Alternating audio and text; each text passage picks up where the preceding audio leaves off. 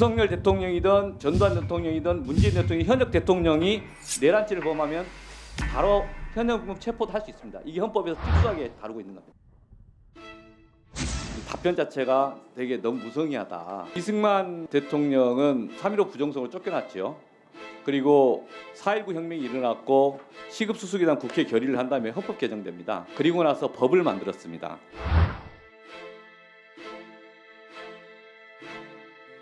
사형, 무기, 7년 이상의 징역, 금고에 처하게 돼 있습니다. 이승만 대통령이 하와이로 망명을 하고 도망가 버렸습니다. 자유민족 기본 질서를 해치는 것을 내란죄라고 부릅니다. 자유민족 기본 질서를 부정한 쿠데타를 했던 사람들은 나중에 성공한 쿠데타로 버티는 게 아니라 다시 처벌한 대한민국 대법원 판례가 있습니다. 자유민족 기본 질서를 부정한 사람에 대해서는 대한민국에서 그 사람을 추앙하고 기념하고 그럴 필요 없다는 겁니다.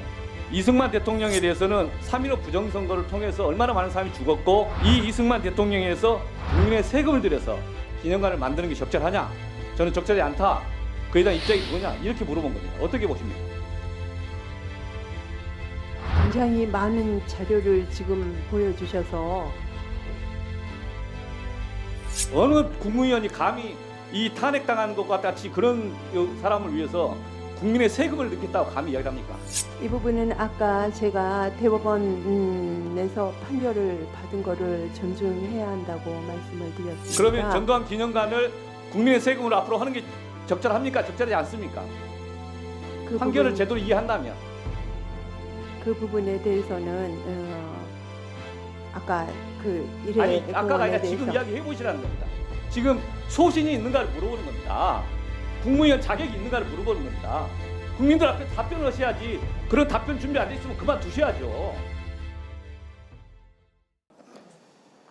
백선엽 이분에 대한 인식이 어떤 거냐는 좀 이따가 저 다음 질의 때 좀 하겠습니다. 하도 답답해서 관련 자료 지금 다 갖고 와서 좀 물어보려고 그러는데 도대체 뭘 준비하셨는지 이해가 안 갑니다.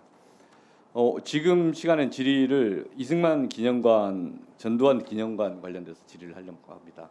이 답변 자체가 되게 너무 무성의하다. 그래서 질의를 합니다. 지금 저 화면으로 하나씩 좀 물어보겠습니다. 이승만 대통령은 3.15 부정선거로 쫓겨났죠. 그리고 4.19 혁명이 일어났고 시급수습이란 국회 결의를 한 다음에 헌법 개정됩니다. 그리고 나서 법을 만들었습니다.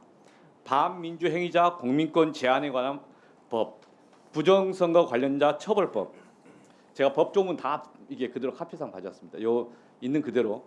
그래서 이 법에 따라서 이승만 대통령이 반민주행위자 공민권 제한법에 따라서 법무부가 공고를 합니다. 그래서 이게 1961년도죠. 이렇게 공고가 된 상태에서 이제 이것에 의하면 다음 페이지 화면을 보시면 이 관련 법에 따르면 부정선거는 3.15 부정선거를 말하는 거고 주도적 부정행위자는 사형, 무기, 7년 이상의 징역, 금고에 처하게 돼 있습니다. 그래서 이 관련자라면 확실하게 사회적으로 처벌해야 되는데 다음 페이지 보시면 이승만 대통령이 그 전에 60년 8월 6일자 보도인데 하와이로 망명을 하고 도망가 버렸습니다. 그리고 나서 처벌을 할 법을 적용할 계기가 없었던 거죠. 그래서 다시 이제 이 상황을 놓고 다시 이제 보면 대한민국 헌법상 가장 중요한 것은 자유민족 기본 질서라고 그럽니다. 저도 법률가라서 계속 그런 점에 헌법 공부를 하면서 이해를 하고 있습니다. 자유민족 기본 질서를 해치는 것을 내란죄라고 그럽니다. 윤석열 대통령이든 전두환 대통령이든 문재인 대통령이 현역 대통령이 내란죄를 범하면 바로 현역금 체포도 할 수 있습니다. 이게 헌법에서 특수하게 다루고 있는 겁니다. 자유민족 기본 질서를 부정하면 정당도 해산하는 적이 있습니다. 우리나라가. 자유민족 기본 질서를 부정한 쿠데타를 했던 사람들은 나중에 성공한 쿠데타로 버티는 게 아니라 다시 처벌한 대한민국 대법원 판례가 있습니다. 그래서 자유민족 기본 질서를 부정한 사람에 대해서는 대통령을 했던 뭘 했던 간에 사후적으로 그 행위에 대한 책임을 물어서 대한민국에서 그 사람을 추앙하고 기념하고 그럴 필요가 없다는 겁니다.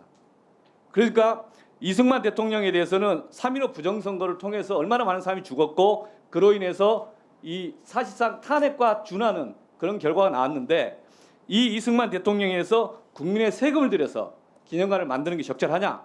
저는 적절하지 않다. 그에 대한 입장이 뭐냐 이렇게 물어본 겁니다. 어떻게 보십니까?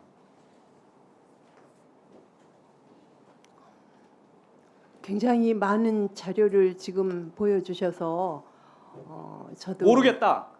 아니면은 이 동의한다. 동의하지 않는다. 그 이 세 가지 중 하나 답변 간단히 해주시면 됩니다. 저는 이 부분에 대해서는 여전히 모르겠다. 논란이 많이 있기 때문에 국민적인 합의를 그래서 거쳐야 한다고 그래서 생각합니다. 후보자가 준비가 안 됐다는 겁니다. 준비가 안 된 상태에서 지금 일을 하시겠다는 겁니다. 헌법적인 기본적인 내용입니다. 이게. 그리고 헌법은 준수해야 될 거 아닙니까 국무위원들이. 어느 국무위원이 감히 이 탄핵당하는 것과 같이 그런 사람을 위해서 국민의 세금을 넣겠다고 감히 이야기를 합니까? 그러면 다시 한번 물어보겠습니다. 다음 페이지에 보시면 전두환 대통령 서울에 보면 안 보셨다고 아까 이야기하셨는데 12.12 쿠데타로 인해서 대한민국 기본 질서를 무너뜨린 겁니다. 그래서 이것에 대해서 헌재에서도 이 그 처단법에서 합헌이라고 보고 그리고 대법원에서 내란죄로 처벌한 거 아닙니까? 그러면 현 내란죄로 처벌된 사람에 대해서 전직 대통령 예우가 다 박탈됐습니다. 그런데 국민의 세금으로 전두환 기념관을 짓는 게 옳습니까? 틀립니까? 그것도 애매합니까? 이 부분은 아까 제가 대법원에서 판결을 받은 거를 존중해야 한다고 말씀을 드렸습니다. 그러면 전두환 기념관을 국민의 세금으로 앞으로 하는 게 적절합니까? 적절하지 않습니까? 그 판결을 부분, 제대로 이해한다면. 그 부분에 대해서는 아까 그 일회 아니 아까가 공원에 아니라 대해서 지금 이야기 해보시라는 겁니다. 지금 소신이 있는가를 물어보는 겁니다. 국무위원 자격이 있는가를 물어보는 겁니다. 국민들 앞에 답변을 하셔야지. 그런 답변 준비 안 돼 있으면 그만두셔야죠. 아니 헌법적인 질서, 기본 질서 이거 준수해야 된다. 그에 따르면 답이 못 알아내 나오는데 그것에 대해서 뭉개고 있으면은 헌법이 뭔지 대한민국의 합의가 뭔지를 모르는 사람인데 어떻게 국민 자격으로 일하시겠다는 겁니까? 그러니까 답변을 하실 수 있는 거 아닌가요? 저는 이런 소신을 기대했습니다. 이 다른 뭐 개인적인 처음에 청문회 전까지는 특별한 이슈 없다 이렇게 봤습니다. 근데 오늘 하다 보니까 갑자기 표절 문제 보고 아 이게 뭐냐 이러다가 또 답변을 하시는 것들이 좀 더 소신껏 답변하실 거로 기대된 것도 답변을 안 하시면 더 답답하다고 생각합니다. 많은 분들이 독립운동 유공자 가족으로서의 그 많은 그 정신들이 있으실 거라고 기대를 하고 있지 않습니까?